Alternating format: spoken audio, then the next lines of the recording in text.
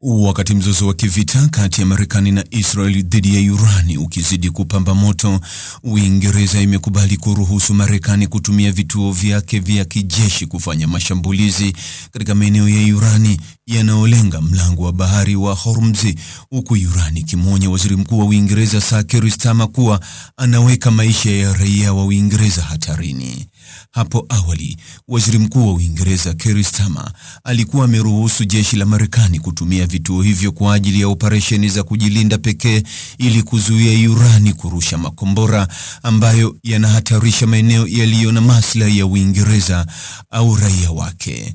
Downing Street, ofisi ya Waziri Mkuu wa Uingereza, ilisema Ijumaa kwamba mawaziri wameidhinisha upanuzi wa mpango huo ili kusaidia kulinda meli katika sehemu hiyo muhimu ya usafirishaji wa mafuta kwa misingi ya kushirikiana katika kujilinda. Naye Rais wa Marekani Donald Trump alisema Uingereza ilipaswa kuchukua hatua haraka zaidi, huku waziri wa mambo ya nje wa Iran Abbas Araghchi akisema kuwa Sir Keir Starmer anaweka maisha ya raia wa Uingereza hatarini.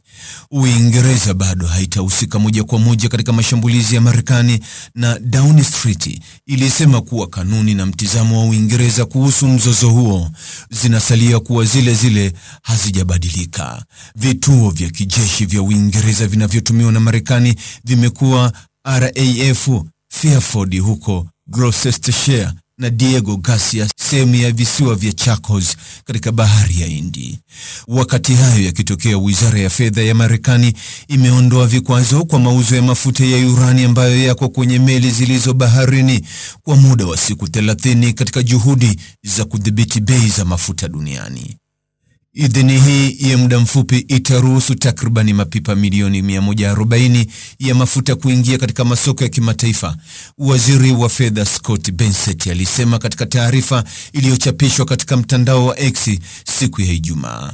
Bessent alisema Irani itakuwa na ugumu kupata faida yoyote ya kifedha itakayotokana na mauzo hayo. Idhini hiyo ni kwa mafuta ambayo tayari yalisafirishwa baharini tu na haitoi nafasi ya ununuzi au mauzo mapya au uzalishaji mpya wa mafuta, Bessent alisema. Bei ya mafuta na gesi imepanda kwa kiasi kikubwa tangu vita kuanza wiki 3 zilizopita na baada ya mashambulizi ya Irani kulenga miundombinu ya nishati katika eneo la Mashariki ya Kati. Mtazamaji, ni yapi maoni yako kuhusiana na taarifa hii? Andika maoni yako katika sehemu ya ujumbe hapo chini.